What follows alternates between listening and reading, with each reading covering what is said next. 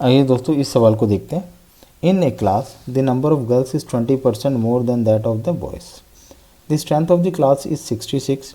If 4 more girls are admitted to the class the ratio of the number of boys to that of girl is. ठीक है, तो इसको 2-3 method से करेंगे। ठीक है, सिंपल से मेथड है, कोई मेथड अपना के इसको आंसर पे ला सकते हो। तो पहला मेथड हम यहाँ देखते हैं। बॉयज़ को मैं यहाँ मान लेता हूँ कि x है। ठीक है, बी फॉर बॉयज़ x मान लिया। गर्ल्स यहाँ पे बोल रहा है कि 20% more than that of the boys है। 20% मोर है मतलब x का 120% है। ठीक है, x के हैं बॉयज़ का 120% है। इसको फर्दर सिंप्लीफाई कर लूँगा तो 1.2x आ जाएंगे।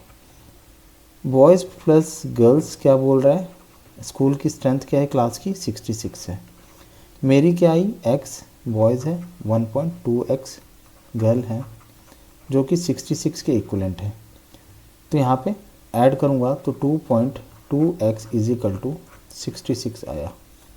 ठीक है, अब यहाँ देखेंगे 66 के इस तरफ जाएगा 2.2 तो हमारा वैल्यू क्या आएगा, 3 टाइम्स में गया 66 और एक डेसिमल है तो 0।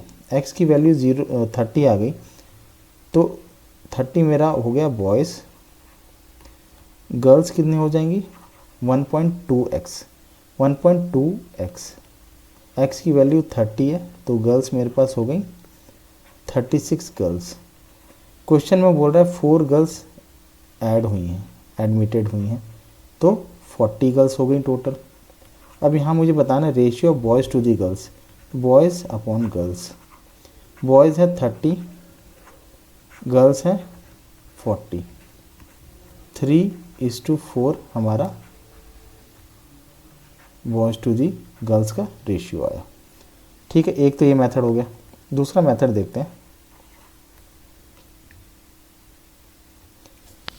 यहाँ पे जैसे कि मैंने वेरिएबल एज्यूम किया x, ठीक है, तो यहाँ पे हम कुछ नंबर एज्यूम कर लेते हैं। नंबर कोई ऐसा एज्यूम करना है जैसे 2 डिजिट यहाँ स्ट्रेंथ है तो 2 डिजिट नंबर आप यहाँ पे एज्यूम कर लीजिए, और वो भी सिंपल सा जिसके आप 20% निकाल सकें। तो मैं बॉयज़ को एज्यूम कर लूँगा 10।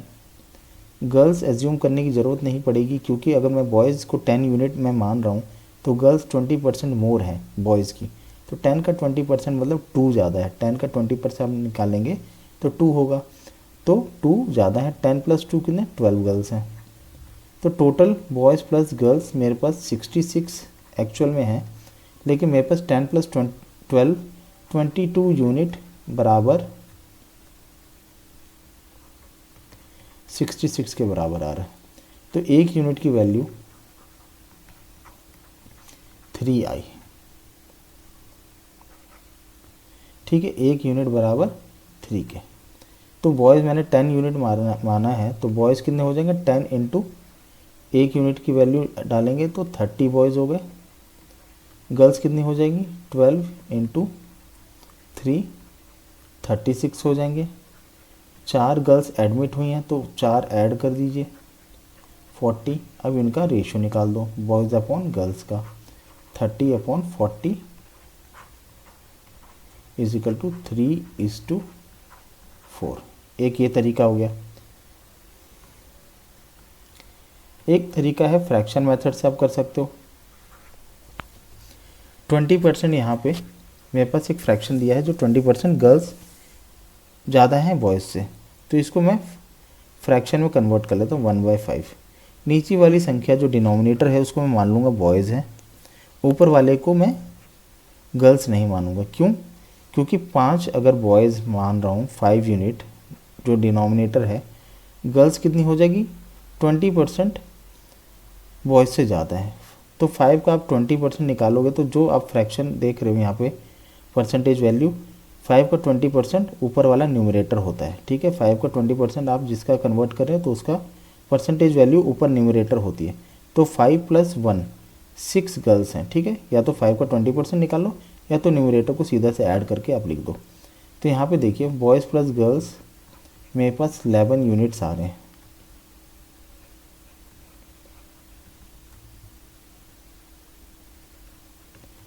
लेकिन एक्चुअल में 66 है टोटल स्ट्रेंथ, तो एक यूनिट बराबर